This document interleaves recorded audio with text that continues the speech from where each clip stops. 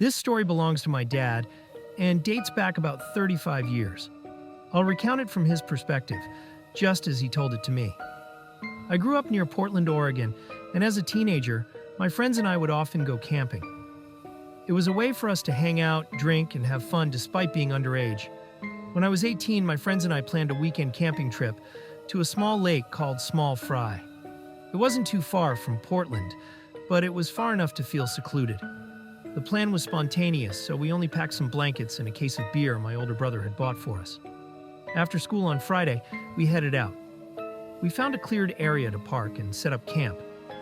We started a small fire, drank a few beers, but soon got bored and decided to go for a midnight swim. The lake wasn't accessible by a trail from where we parked, but it was only about half a mile away, and we thought we knew the direction. The four of us were slightly buzzed, being lightweight drinkers at the time. We ventured into the forest, convinced we were heading the right way. This was in the 80s, so we didn't have phones with maps to guide us. After about 15 minutes of walking, the atmosphere around us suddenly changed. The warm night air, around 70 degrees, started feeling colder and colder. Then, without warning, we all froze. Every hair on my body stood on end. Without exchanging a single word, we instinctively turned and ran back toward the campsite. I've never run so fast in my life. My only thought was that I couldn't afford to be the slowest one. Something about that moment triggered a primal fear in all of us. We felt as though something was chasing us. Not a person, but a presence, something malevolent. We reached the car, jumped in, and sped home.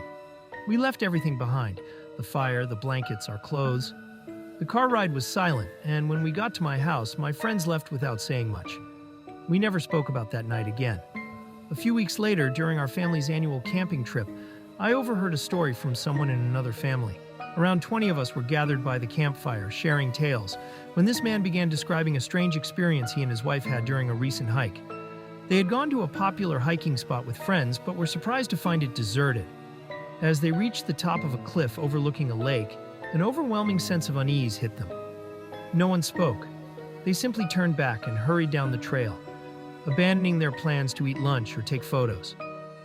Everyone felt the need to leave immediately, as though their lives depended on it. The man said he experienced flashes of his life as they rushed back. Curious, I asked where this had happened, without mentioning my own encounter. His answer sent chills down my spine. It was Small Fry Lake.